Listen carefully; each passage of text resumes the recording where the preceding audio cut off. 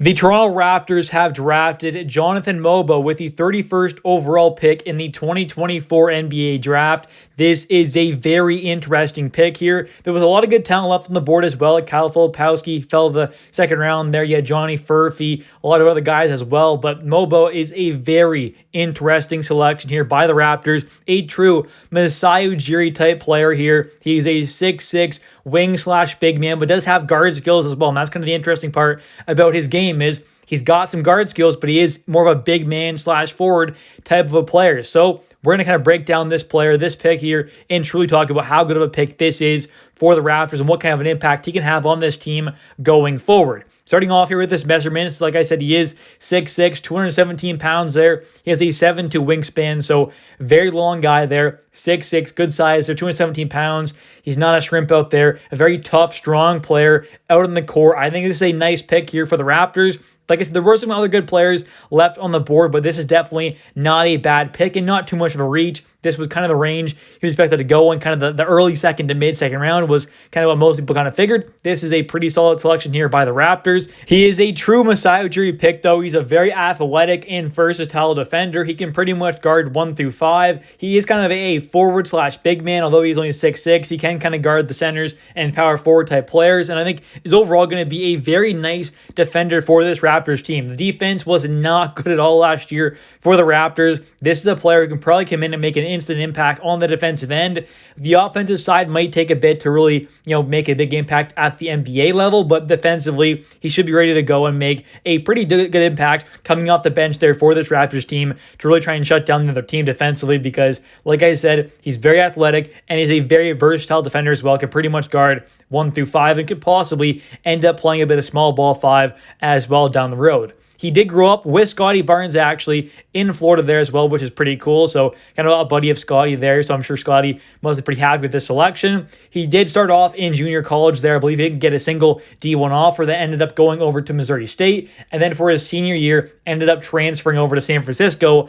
Last season, ended up having a very, very good season with them. Took a massive step up in his overall production and pretty much every single stat. He took a big improvement from Missouri State back in 2022, 2023, up until this past season as a senior, playing at the University of San Francisco, where he ended up averaging 28.9 minutes per game. Also had played in a total of 34 games where he started in all of them. His field goal percentage was quite fantastic with a 63.6 on 9.5 field goal attempts. The twos percentage there is 64%, not bad at all. But the kind of one big issue with his game, and really the only issue truly with his overall game, is the fact that he cannot really shoot the three ball at all. He only attempted 2 3-point attempts in the last 2 seasons at Missouri State and at San Francisco combined, and took 2 shots there, missed them both. So he's definitely not a great 3-point shooter, and hopefully that can develop because he did take a pretty massive step up in his overall free throw percentage, though, going from a 43.2% at Missouri State to a 69.2%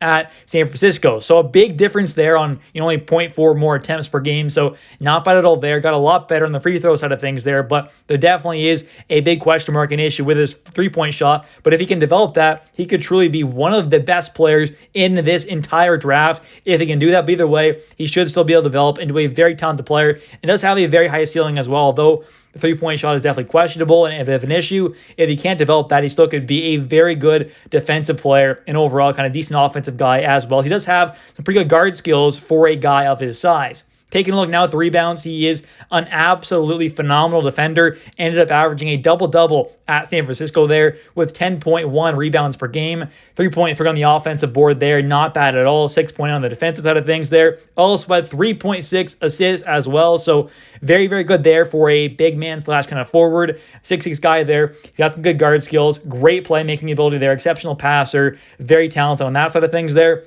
He also had 1.6 steals per game and 0.8 blocks. So the blocks, a little disappointing there, but the steals were quite good at 1.6, not too bad. Only 1.8 turnovers, so for a guy who can definitely handle the ball, play make a decent amount, the turnovers are not too bad there at all. He's got pretty much double the assists that he does turnovers, so pretty solid there. And also had 14.2 points per game. Averaging that double-double there is not too bad at all at the D1 level, although it's not in a great conference. For example, the University of San Francisco there does not play in one of the top-tier conferences, not like the Big 12 or something like that, but still a pretty solid conference there, and overall put up some very, very good stats. And comparing him to a guy like Pascal Siakam and what he did in his freshman and sophomore season combined 3-point wise at New Mexico State, he ended up going 3 for 17 for a 3-point percentage of 17.6.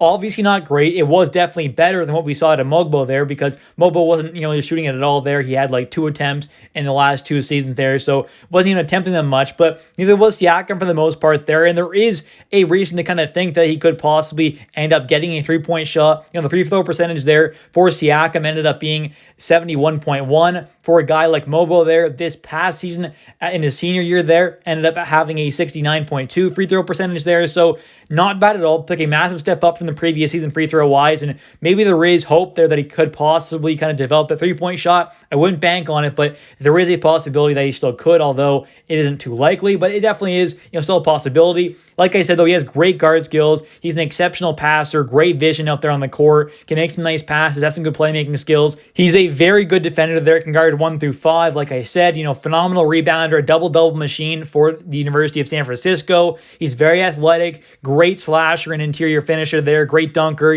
just great at kind of scoring on the inside there. So that is quite a nice thing to have. Although the outside shot is not really there yet, maybe he could possibly develop it. Like I said, he has an alley-oop threat as well, which is something this team could definitely use. And I think overall, just a great interior scorer. He's not going to do much outside, but inside there can definitely get the job done. Decent free throw shooter there, not bad at all. Very good defender. I think he has a pretty high ceiling, especially if a 3-point shot can come around. Like I said, he could truly be one of the best players in this entire draft, but that's kind of the big question mark, is can he develop that? If not, he's looking to be a very, useful player at the league and definitely a very valuable guy to have. But, the question mark is, can he develop that 3-point shot? That is something that we definitely don't know yet, but it is possible that he could do so way down the road. But he does have a pretty high floor, though, with his rebounding, defensive capabilities, of the guard skills. He has a pretty high floor there, but the ceiling is definitely a question mark on whether or not he can develop that 3-point shot and truly become a very, very talented player. Anyways, thank you so much for watching. If you have enjoyed this video, please smash the like button and don't forget to comment down below your thoughts on Jonathan Mogbo being selected by the Raptors for the 31st overall pick. Don't forget to hit that like button and subscribe for a ton more Toronto Raptors content. Thanks for watching. I'll catch you in the next one. See ya.